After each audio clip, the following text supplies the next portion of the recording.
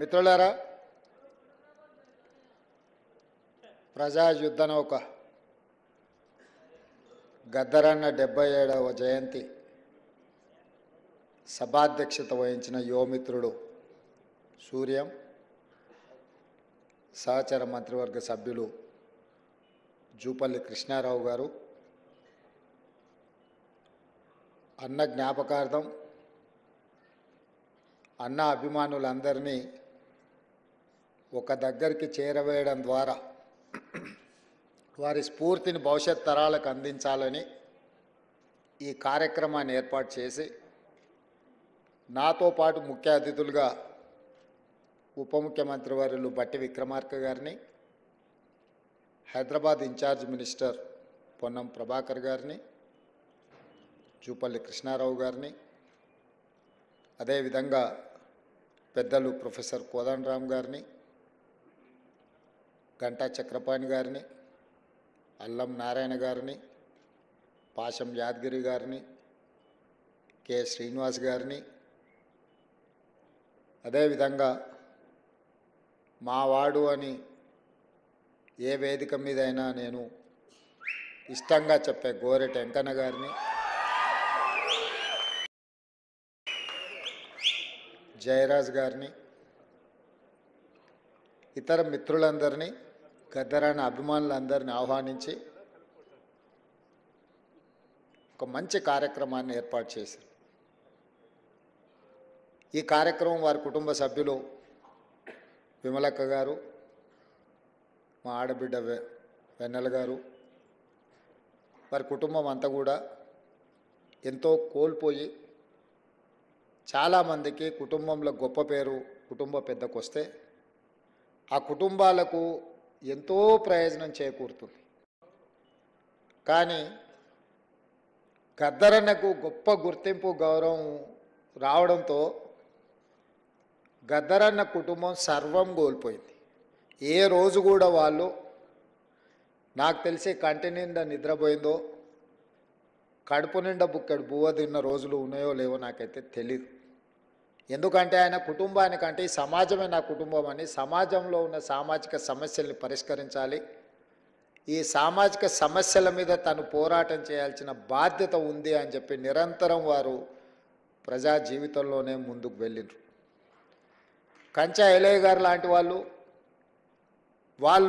వాళ్ళ కళలతో స్ఫూర్తినిస్తే, గద్దరన్న లాంటి వాళ్ళు గలంతో గజ్జలతో ఈ సమాజానికి స్ఫూర్తినిచ్చిండ్రు, చికిత్సను చేయాలనే ప్రయత్నం చేసిండ్రు. నాకు గద్దరన్నతో చాలా సన్నిహిత సంబంధం ఉంది. చాలామందికి తెలిసి ఉండొచ్చు, తెలియకపోయి ఉండొచ్చు. లోతుకుంట ఇంటికి నేను అప్పుడప్పుడు ఎంపీగా కానీ అంతకంటే ముందుగానే వెళ్ళి గద్దరన్నతో కూర్చున్నట్టు. ఎప్పుడైనా నిరాశ నిస్పృహ కలిగినప్పుడు గత 10 సంవత్సరాలు రాజకీయపరమైన కార్యక్రమాలు, ప్రభుత్వాల నిర్బంధాలు ఇబ్బందికరంగా లేకపోతే ఒంటరిగా భావించినప్పుడు నేను అప్పుడప్పుడు గద్దరన్న దగ్గర వెళ్ళి కూర్చునేటోని, మాట్లాడేటోని. వారు చెప్పేటోరు, నీ బాధ్యత నువ్వు నెరవేర్చు, ప్రజలు తప్పకుండా నేను ఒకరోజు గుర్తిస్తారు, అండగా నిలబడతారు అని చెప్పి. వారి మాట నిజమైంది. వారి స్ఫూర్తి సమస్యలు వచ్చినప్పుడల్లా గుర్తు చేసుకొని ముందుకెళ్ళేది. ఈరోజు తెలంగాణ సమాజంలో ఉన్న గొప్ప వ్యక్తులు కొద్దిమందే మన తరంలో మనం చూసిన వాళ్ళు. ఆ తరాన్ని వాళ్ళని గౌరవించుకుంటే వాళ్ళని వ్యక్తులుగా గౌరవించినట్టు, వ్యక్తులుగా వాళ్ళని గుర్తించినట్టు కాదు, మన సమాజాన్ని మనం గుర్తు చేసుకున్నట్టు, చరిత్ర పుటలలో ఈ సమాజానికి కూడా ఒక పేజీ ఉండే విధంగా మనం నిర్ణయాలు తీసుకోవాలనేదే నా ఆలోచన. గద్దరన్న జయంతో వర్ధంతో ప్రభుత్వం చేయడం పెద్ద విషయం కాదు. గద్దరన్నకు వేలాది లక్షలాది కోట్లాది మంది అభిమానులు వాళ్ళు అనుకుంటే ఇట్లాంటి కార్యక్రమాలు ఎడంచేతో ఏర్పాటు చేయగలరు. కానీ ప్రభుత్వం ఒక గొప్ప వ్యక్తిని గుర్తించడం, కీర్తించడం ద్వారా భవిష్యత్ తరాలకు ఒక సాంప్రదాయాన్ని ఇవ్వాలన్న ఆలోచనతోని గద్దరన్న జయంతి వర్ధంతులను ప్రభుత్వం అధికారికంగా నిర్వహించడమే కాదు, వారిలో ఉన్న కవి కావచ్చు, గాయకుడు కావచ్చు, పోరాట యోధుడు కావచ్చు, ఈ సమాజానికి స్ఫూర్తి ఇచ్చిన నాయకుడుగా వారి పేరు మీద ఒక అవార్డు ఉంటే సంవత్సరానికి ఒకసారి వారిని గుర్తు చేసుకోవడానికి, కీర్తించుకోవడానికి గద్దర్ అవార్డులను ప్రకటించి ఖచ్చితంగా అమలు చేయాలి. ఆ బాధ్యత మీరు తీసుకోండి అని చెప్పి మా ఉప ముఖ్యమంత్రి మిత్రుడు బట్టి విక్రమార్క గారికి నేను బాధ్యత అప్పచెప్పాను. ఎందుకంటే బాధ్యత తీసుకున్న వాళ్ళు కూడా దాన్ని బాధ్యతాయుతంగా నిర్వహించినప్పుడే ఆ పనికి ప్రాధాన్యత ఉంటుంది. అదేవిధంగా వారు చనిపోయినప్పుడు నాకు బాగా గుర్తుంది. నేను ఎక్కడో ఉన్నా, గద్దరన్న ఆరోగ్యం విషమించింది అని చెప్పి టీవీలలో వస్తే నేను ఒక ఫోన్ చేసి అక్కడ హాస్పిటల్ వాళ్ళని అడిగిన, ఏంది పరిస్థితి అని. లేదండి, వారు తుది శ్వాస విడిచిండ్రు, మేము అధికారికంగా ప్రకటించడానికి మాకు ఇంకా కొన్ని కార్యక్రమాలు ఉన్నాయి అని చెప్పాను. హుటాహుటి నా కార్యక్రమం రద్దు చేసుకొని అమీర్పేట హాస్పిటల్కి నేను అక్కడికి వెళ్ళిన. అక్కడికి వెళ్తే సూర్యం కుటుంబం దుఃఖంలో ఉండ్రు. కొద్దిమంది అభిమానులు, ఎందుకంటే ఆ వార్త ఎవరికి పెద్దగా చేరలేదు. ఆనాటి ప్రభుత్వం పోలీసులను దించిండ్రు, పోలీసు వాహనాలన్నీ వచ్చినాయి, రోడ్లు క్లియర్ చేస్తుండ్రు. అన్న శవాన్ని అంబులెన్స్లో తీసుకెళ్ళి వాళ్ళ ఇంటి దగ్గర పెట్టి సాయంత్రానికంతా వారి దహన సంస్కారాలు పూర్తి చేసి, గద్దరన్న పుట్టిండు, గద్దరన్న గలం విప్పిండు, గద్దరన్న పోరాటం చేసిండు, గద్దరన్న ఈ సమాజానికి ఎంతో సేవ చేసిండు, గద్దరన్న మరణం ఈ సమాజానికి తీరని లోటని సమాజానికి చేరకుండానే ఈ కార్యక్రమాన్ని పూర్తి చేసి చేతులు దులుపుకోవాలన్న ఆలోచన ఆ రోజు చేసింది. నేను సూర్యంతో మాట్లాడినా, ఏం జరుగుతుంది సూర్యం అని. అన్న నాకైతే ఏం ఆలోచన వస్తలేదు, నాకేం తడతలేదు, మీరు ఎట్లా చెప్తే అట్లా అన్నాడు. సరే మంచిది ఉండని నేను ఎంబడే కమిషనర్ గారికి వీళ్ళకి అధికారులకు మాట్లాడితే కూడా, లేదు సార్ వారి ఇంటికి తీసుకెళ్ళి సాయంత్రం రాత్రి లోపల దహన సంస్కారాలు చేయాలని. అప్పుడు నిర్ణయించుకొని సూర్యంకు చెప్పి, లేదు గద్దరన్న ఒంటరి కాదు, గద్దరన్న ఒక్కడు కాదు, గద్దరన్నకు మనం అందరం ఉన్నాం, గద్దరన్న ఈ తెలంగాణ సమాజం 4 కోట్ల ప్రజలకు సందర్శనార్థం. ఎన్టీ రామారావు గారు చనిపోయినప్పుడు ఎల్బీ స్టేడియంలో ప్రజల సందర్శనార్థం పెట్టినప్పుడు, గద్దరన్న మరణించినప్పుడు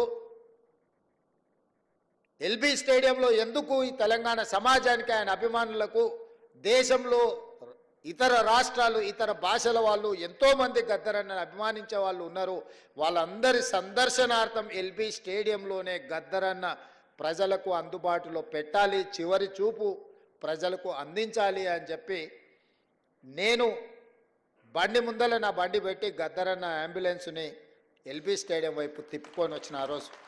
ఇక్కడనే వేదిక మీద మా మిత్రుడు, కాలేజీ సహచరుడు పృథ్వీ ఉన్నాడు, దయాకర్ ఉన్నాడు.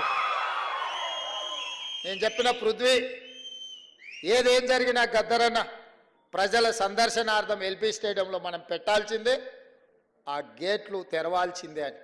ప్రభుత్వం గేట్లకు తాళాలు వేసి పెట్టింది లోపలికి వెళ్ళకుండా. నేను కమిషనర్ గారికి చెప్పిన, గౌరవంగా మీరు తెరిస్తే మీకు గౌరవం ఉంటుంది, లేకుంటే గేట్లు బద్దలైతాయి, అనవసరంగా దీన్ని రాద్ధాంతం చేయకండి అని చెప్పిన. నేను ఆ రోజు పార్టీ అధ్యక్షుడిని, నేను ఆ రోజు పార్లమెంట్ సభ్యుని, ప్రజాప్రతినిధిగా నేను చెప్తున్నా, ప్రజల యొక్క అభిప్రాయం చెప్తున్నా, మీరు గౌరవించాల్సిందే అని. వాళ్ళు మీన మేషాలు లెక్క పెడుతుంటే ఆ తాళాలు తెరిపించి అంజన్ కుమార్ యాదవ్ని అందరినీ, సిటీలో ఉండే శ్రేణులు అందరినీ కూడా అక్కడికి పిలిపించి తెరిపించి అక్కడికి అంబులెన్స్ తీసుకెళ్ళి అక్కడ పెట్టి అక్కడనే టెంట్ వేసినాం, అక్కడనే కూర్చేసినాం, అక్కడనే బెంచ్ తీసుకొచ్చినాం, అక్కడనే ఏర్పాట్లు అన్నీ అప్పటికప్పుడు చేసి గద్దరన్నని అక్కడ పెట్టి రాత్రి మొత్తం మేమందరం అక్కడ నిలబడి,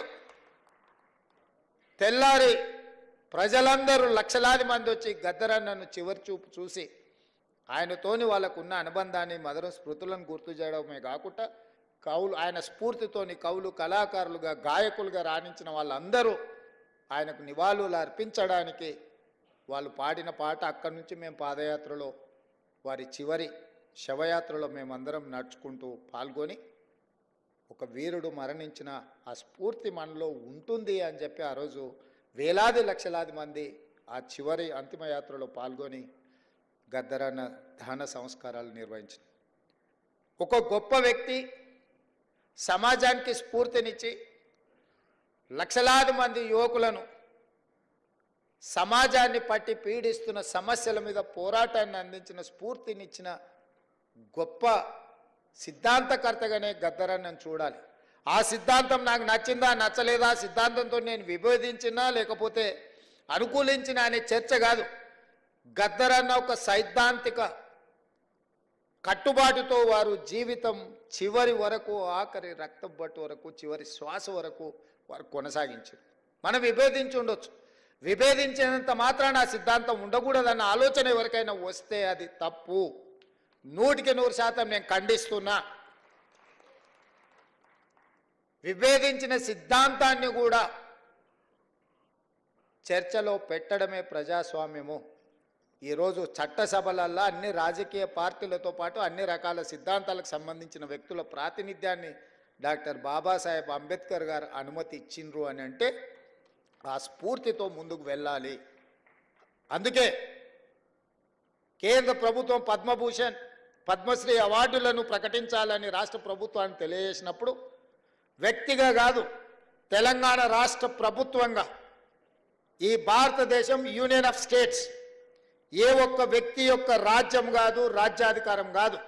ప్రజలు ఎన్నుకున్న ప్రజాప్రభుత్వాలు, రాష్ట్ర ప్రభుత్వాలు కూడితేనే కేంద్ర ప్రభుత్వం. రాష్ట్రాలుగా ఎవరికి వాళ్ళం విడిపోతే కేంద్రం అనేది మిథ్య, కేంద్ర ప్రభుత్వం అనేది మిథ్య. ఆ వ్యక్తులు గుర్తుపెట్టుకోవాలి. రాష్ట్రాల కలయికనే కేంద్రము ఈ దేశం. రాష్ట్ర ప్రభుత్వాలకు సంబంధించిన మేము ప్రభుత్వ అభిప్రాయంగా మా తెలంగాణ సమాజాన్ని, ప్రజలను స్ఫూర్తిని అందించి గొప్ప ఆదర్శంగా నిలబడ్డ వ్యక్తులకు అందించే పద్మభూషణ్, పద్మశ్రీ అవార్డు ఇవ్వవలసిందే. దానికి ముందు వరుసలో ఉండేవాడు గద్దరన్న. వారితో పాటు చుక్కా రామయ్య గారిని, అందశ్రీని, మిత్రుడు గోరెట వెంకన్నను, జయతీర్ తిరుమలరావు గారి పేర్లు నేను ప్రతిపాదించిన. ఇందులో ఏ ఒక్కరూ మా పార్టీ కార్యకర్త కాదు, నాయకుడు కాదు, కాంగ్రెస్ పార్టీ సంబంధం లేనోళ్ళు. మిత్రుడు గోరెట వెంకన్న ఇప్పుడే చెప్పాడు. నాకు కొంచెం ముఖ్యమంత్రి గారిని చూస్తే ఏందో ఈ వేదిక మీద ఉన్నా ఉండకపోయినా ఎట్లా. 14 నెలల్లో ఏ రోజు కూడా గోరెట వెంకన్న వచ్చి నన్ను అడిగింది లేదు, నన్ను కలిసింది లేదు. అయినా వారి సమాజానికి అందించిన సేవల్ని దృష్టిలో పెట్టుకొని వారికి కూడా తెలియదు నేను లేఖ రాసిన సంగతి. నాకు తెలిసి పత్రికలలోనే మాట్లాడినప్పుడే వారికి ఏదైనా ఐడియా వచ్చిండదు. వారికి సమాచారం కూడా ఇవ్వలేనే. నేను నా బాధ్యతగా భావించిన. నాతోని విభేదించినా సరే, లేదా సమాజం కోసం వాళ్ళు నాతోని విభేదించినా ఇంకోరితో విభేదించినా అనే దానికంటే 4 కోట్ల తెలంగాణ ప్రజలతో వాళ్ళు ఉన్నారు. ఆ ప్రజలతో మమేకమైన వాళ్ళను గుర్తించాలి, వాళ్ళని గౌరవించాలన్నదే ఆలోచన. నాతో ఉంటేనే ఇస్తాం, నాతో లేకపోతే ఇవ్వమనే విధానం మంచిది కాదు అని బలంగా నమ్మి వాళ్ళ పేర్లు ప్రతిపాదించిన. నేను ఈరోజు ఇక్కడికి వచ్చిన గద్దరన్న అభిమానులను వేదిక మీద ఉన్న పెద్దలు నేను అడుగుతున్నా. నేను ప్రతిపాదించిన గద్దరన్న కావచ్చు, చుక్కా రామయ్య గారు కావచ్చు, లేకపోతే అందశ్రీ గారు కావచ్చు, జయ జయ హే తెలంగాణ అందించిన అందశ్రీ గారు కావచ్చు, గోరెట వెంకన్న కావచ్చు, జయదీర్ తిరుమలరావు గారు కావచ్చు, ఎవరు ఎందులో తక్కువ అని నేను అడుగుతున్నా. పక్క రాష్ట్రంలో 5 మందికి ఇచ్చిండ్రు. ఆ 5 మంది కంటే ఈ 5 మంది ఏమైనా తక్కువనా? ఈ సమాజానికి మా వాళ్ళు ఆదర్శంగా లేరా?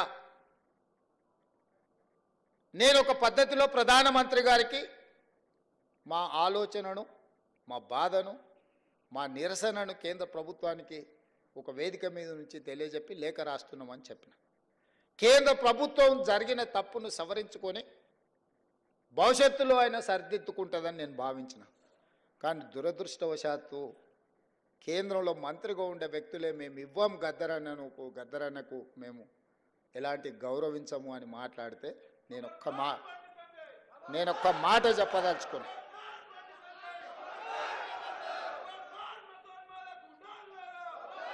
మాట చెప్పదలుచుకున్నా. మళ్ళొక్కసారి మీరు మీ పార్టీ గద్దరన్నకు వ్యతిరేకంగా, గద్దరన్న గౌరవాన్ని కించపరిచేటట్టు మాట్లాడితే మీ పార్టీ ఆఫీసు ఉన్న ప్రాంతానికి గద్దరన్న పేరు పెడతా. నీ పార్టీ కార్యాలయం అడ్రస్ రాసుకోవాలంటే గద్దరన్న గల్లీ అని రాసుకునేటట్టు చేస్తా బిడ్డ మిమ్మల్ని. మీరు అనుకోవచ్చు ఏం చేస్తాడు ముఖ్యమంత్రి, అవార్డులు మా దగ్గర ఉన్నాయి కదా, పద్మభూషణో పద్మశ్రీ ఇచ్చేది మేం కదా అనుకుంటున్నావు. కానీ నీ పార్టీ ఆఫీసు గద్దరన్న రాష్ట్రంలో ఉంది, ఆ సంగతి మర్చిపోవద్దు. నీ పార్టీ ఆఫీసు ఉన్న ప్రాంతానికి ఆ కాలనీకే గద్దరన్న పేరు పెడితే అప్పుడు ఎవరు పేరు రాసుకుంటావు?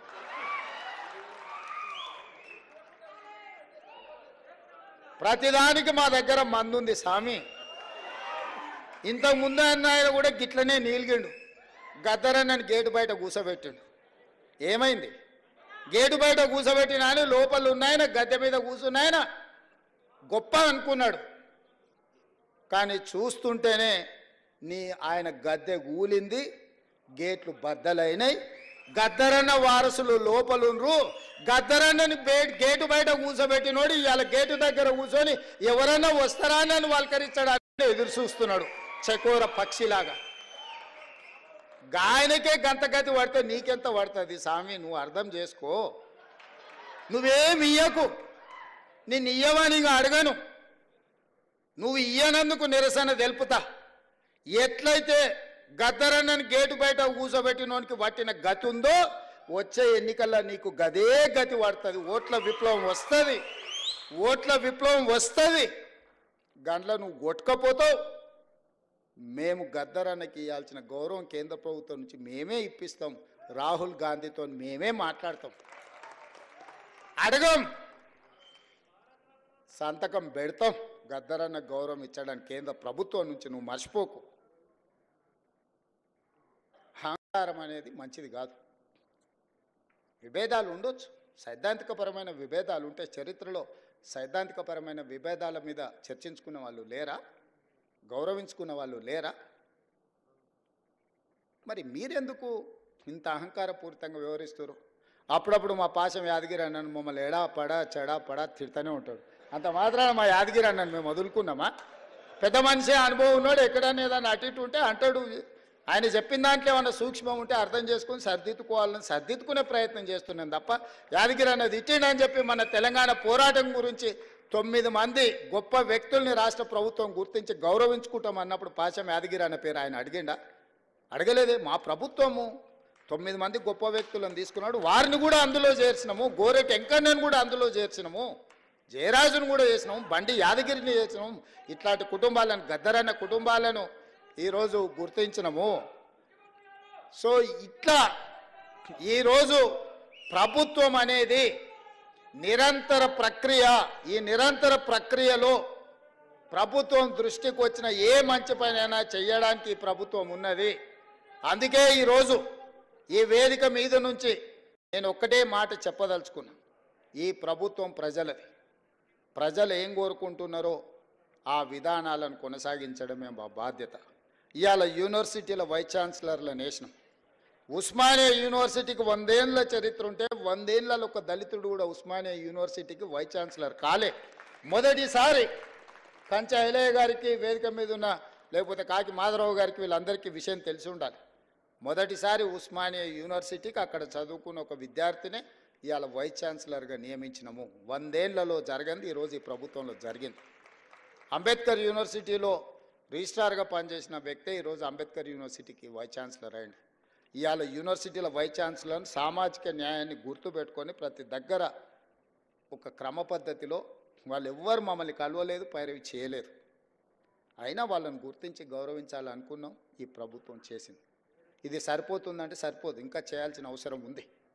మేము చెయ్యాలంటే మీరందరూ మాకు అండగా నిలబడాలి. ప్రొఫెసర్ పురుషోత్తంకి హైయర్ ఎడ్యుకేషన్ లేచినాం సోదరా. ప్రొఫెసర్ పురుషోత్తంని అందరినీ హైయర్ ఎడ్యుకేషన్లో వారిని పొలిటికల్ జేఏసీకి వారు చేసిన సేవల్ని గుర్తించి ప్రొఫెసర్ పురుషోత్తం గారిని వేసినాం. ఆయన కూడా నన్ను ఏం అడగలే. ఎవరెవరికైతే బాధ్యత ఇచ్చినో ఏ ఒక్కరు కూడా ఈ ప్రభుత్వానికి వచ్చి విజ్ఞప్తి చెయ్యలేదు. ప్రభుత్వమే బాధ్యతగా భావించి వీలైనంత మేరకు మంచి చేయాలన్న ఆలోచనతో నా సహచర మంత్రివర్గ సహకారంతో నేను ఏది ప్రతిపాదన చేసినా నా మంత్రివర్గ సహచరులు ఎవ్వరు రెండో మాట మాట్లాడకుండా నేను మొదలు పెట్టంగానే మా ఉప ముఖ్యమంత్రి గారు దాన్ని ముందు కొనసాగించి ముఖ్యమంత్రి గారు చేస్తున్న ప్రతిపాదన సమంజసమైంది అని చెప్పి దానికి ఆమోదం చెందే విధంగా ఈరోజు ప్రభుత్వం నిర్ణయాలు తీసుకుంది. అందుకే మిత్రులారా, వ్యక్తులు అగౌరవపరిస్తేనో, వ్యక్తులు గద్దరన్నను గుర్తించనని మాట్లాడితేనో గద్దరన్న గౌరవం తగ్గదు, వన్నె తగ్గదు. కోహినూరు డైమండ్ నువ్వు ఎక్కడున్నా దాని విలువ దాందే. ఏనుగు చచ్చినా బతికినా దాని విలువలో ఏం తేడా లేదు. గద్దరన్న బతికున్నా గద్దరన్న చనిపోయిన ఆ స్ఫూర్తి మన గుండెల నిండా ఉంటుంది. గద్దరన్న గౌరవం పదింతలు పెరుగుతుంది తప్ప ఆనాడు మహాత్మా గాంధీనే మీరు గౌరవించిన వాళ్ళు గద్దరన్నని గౌరవిస్తారని మేమెందుకు అనుకుంటాము? మహాత్మా గాంధీనే పొట్టన పెట్టుకున్న వ్యక్తుల గురించి ఎక్కువ మేము ఆశించడం, ఎక్కువ యాచించడము ఏది రెండు తగదు. ఖచ్చితంగా తెలంగాణ రాష్ట్ర ప్రభుత్వం గొప్ప వ్యక్తులను ఎప్పుడూ గౌరవించుకుంటుంది. వాళ్ళ గౌరవం తగ్గకుండా ముందుకు తీసుకువెళ్తాం. ఈ వేదిక మీద నుంచి వెన్నెలమ్మను ఏదో సాంస్కృతిక సారథి చైర్పర్సన్గా నియమించడం అనేది అది వాళ్ళ హక్కు, ఎవరేమి ఇచ్చింది కాదు.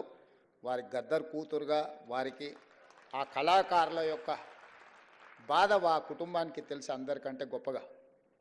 అందుకే నేను బాధ్యతగా భావించి వెన్నెలమ్మకు కూడా జీవో ఇచ్చే వరకు నాకు తెలిసి తెలియదు. ఆ కుటుంబానికి కూడా జీవో చూసుకున్నాకనే ఆవిడకు కూడా చాలామంది నాయకులు అడిగినారు. నాయకులకు ఇయ్యలేనే, నేను చెప్పిన ఇది నాయకులను నియమించే కుర్చీ కాదు, ఈ సానుభూతితో వాళ్ళ పట్ల కుటుంబ సభ్యులుగా భావించే వ్యక్తులకు ఇవ్వాల్సిన స్థానము అని చెప్పి గద్దరన్న బిడ్డను మన సోదరిగా భావించి మేమందరం నియమించినాము. ఈరోజు ఇంతమంది ఇక్కడికి వచ్చి గద్దరన్న స్ఫూర్తిని కొనసాగించడానికి, గద్దరన్న ఆనాడు బట్టన్న పాదయాత్రలో వారు ప్రజల దగ్గరికి వెళ్ళినప్పుడు, వారు నడిచినప్పుడు వారి దృష్టికి తీసుకొచ్చిన సమస్యల్ని పరిష్కరించడానికి ఈ ప్రభుత్వాన్ని ఆశీర్వదించండి, ఈ ప్రభుత్వాన్ని ముందుకు నడిపించండి. అవసరమైనప్పుడు సలహాలు సూచనలు ఇవ్వండి.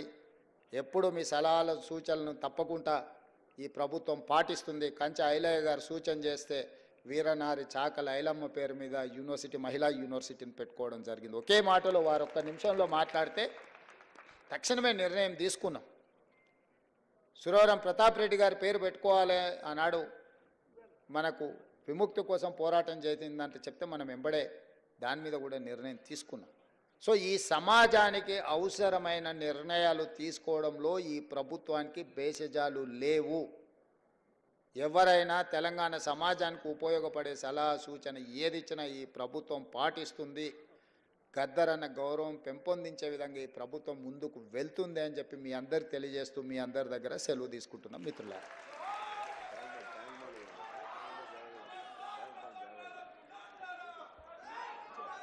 గద్దరన్న మెమోరియల్కు సంబంధించి నెక్లెస్ రోడ్లో ఇప్పుడు ఏదైతే పవర్ పాయింట్ ప్రజెంటేషన్ చూపించిండ్రో దాన్ని ఇంకొకసారి అధికారికంగా అఫీషియల్గా నేను మీటింగ్ ఏర్పాటు చేసి ఆ నెక్లెస్ రోడ్లో ఆ ఏర్పాట్ల కోసం ప్రభుత్వం నిర్ణయం తీసుకుంటుంది. తప్పకుండా దాని అధికారులను ఈ డిజైన్ చేసిన వాళ్ళందరినీ కూడా పిలిచి కూర్చోబెట్టి మాట్లాడి భవిష్యత్ కార్యాచరణ నిర్ణయించుకుంటాం.